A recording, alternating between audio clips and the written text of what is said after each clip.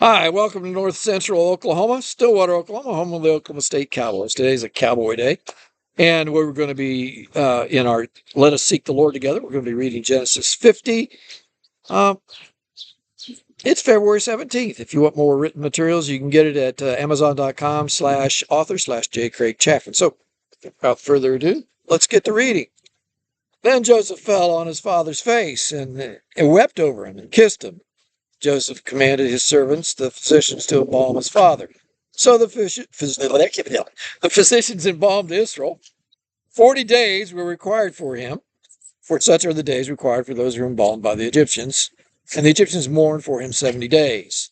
Now, when the days of his mourning were past, Joseph spoke to the household of Pharaoh, saying, "If now I found favor in your eyes, please speak in the hearing of Pharaoh, saying, my father made me swear, saying, behold, I'm dying in my grave, which I dug for myself in the land of Canaan. There you shall bury me.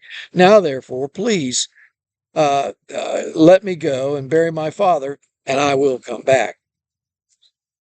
And Pharaoh said, "Go up, bury your father, as he made you swear."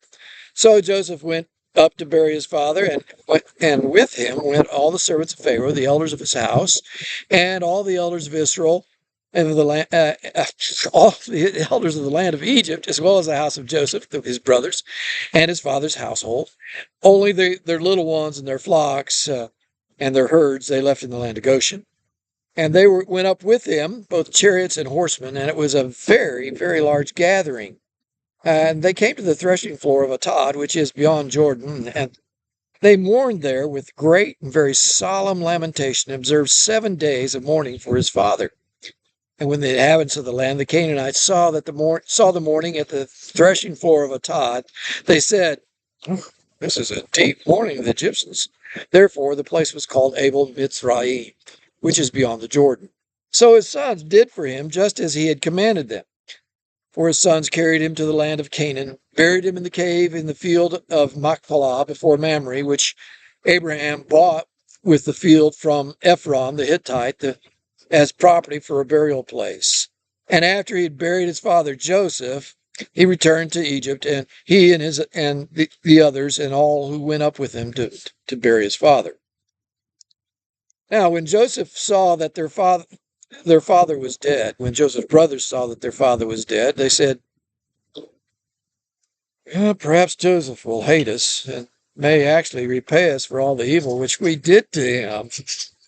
So they sent messengers to Joseph, saying, "Before your father died, he commanded, saying, thus you shall say to Joseph, I beg you, please forgive the trespass of your brothers for their sin, for they did evil to you. Now, please forgive them the trespasses of the servants of God of your father."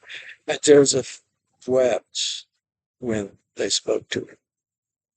Then his brothers also fell down before his face, and they said, "Behold, we're your servants." And Joseph said to them, "Don't be afraid, for am I in the place of God? But as for you, you meant evil against me. But God meant it for good, in order to bring it about, as it is to this day, to save many people alive. Now, therefore, don't be afraid. I will provide for you and your little ones." And he comforted them and spoke kindly to them. So Joseph dwelt in Egypt, he and his father's household, and Joseph lived 110 years. And Joseph saw Ephraim's children to the third generation, the children of Machir, the son of Manasseh, who were also brought up on Joseph's knees. And Joseph said to his brethren, "I am dying, but God will surely visit you and bring you out of this land to the land which he swore to Abraham, to Isaac, and to Jacob." Then Joseph took an oath from the children of Israel, saying, God will surely visit you, and you shall carry up my bones from here. So Joseph died, being 110 years old, and they embalmed him, and he was put in a coffin in Egypt. Well, I thought about singing to you, but I don't think you could stand it. But there is an really old cowboy ballad that goes like this. "Oh, bury me not on the lone prairie. I've always wished to be laid when I died in a little churchyard on the green hillside by my father's grave. There let me be. Oh, Bear Me Not on the Lone Prairie. It was a famous ballad in the 1800s, and it was stolen, rewritten from sailors. The words used to be, "Oh, bury me not in the deep, deep sea." But the cowboy version of it has been recorded by the likes of Mo Bandy, Johnny Cash, Burl Ives, Tex Ritter, Roy Rogers. And we could almost apply it to Jacob. Joseph, as well, desired to have his bones transferred to Machpelah and be buried in the cave with Abraham, Sarah, Rebekah, Isaac, and Leah. If you look for it, there's quite a bit to be seen of the glory of God at a funeral.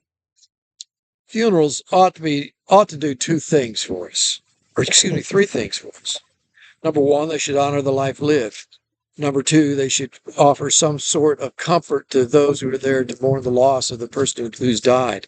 And number three, it should cause us, each one who are still living, to think about our inevitable demise and ask, are we ready? Are we ready? Through the proper lenses, the glory of God can be seen each of those purposes. When Jacob's sons buried him, what do you think they said that honored him? Do you think they spoke of how he cheated Esau? Do you suppose they reveled in his deception of Isaac? Do you think they related stories of how he tried to gain Laban's goods? Did they speak of his response to Shechem when Shechem raped Dinah? What did they speak about? I'd be willing to bet that they spoke of the good things. They spoke of how he wrestled with God.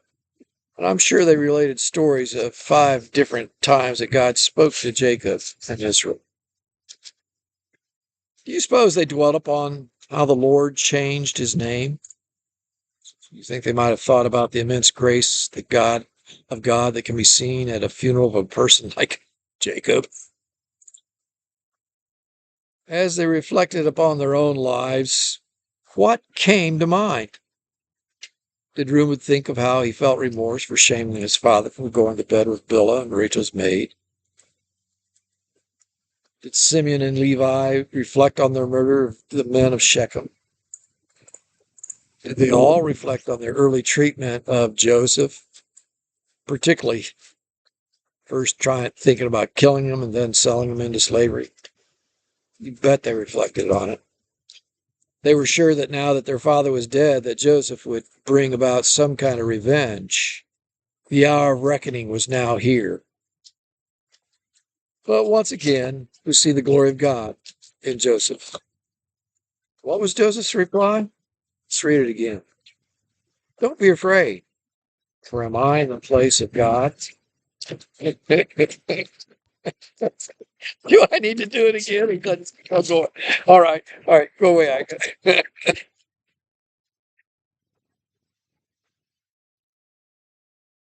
Don't be afraid, for am I in the place of God? But as for you, you meant evil against me. But God meant it for good, in order to bring it about, as it is this day, to save many people alive. Now, therefore, don't be afraid. I will provide for you and your little ones. And he comforted them, and he spoke kindly. Lord, how would it change the way I live today if I were convinced that any evil which came my way today was only so that you could bring good out of it? Lord, help me to live today and every day in that manner. Help me to know that when someone wrongs me, you mean it for good. Now I would ask you, is there anyone that you've not forgiven? You know, God can bring good out of the evil that they perpetrated upon you. And that's glory. Only the Lord can change a person so that they can forgive like that. Not only that, but he comforted them. That's glory. Indeed, we serve a glorious King. Speak his glory to someone today.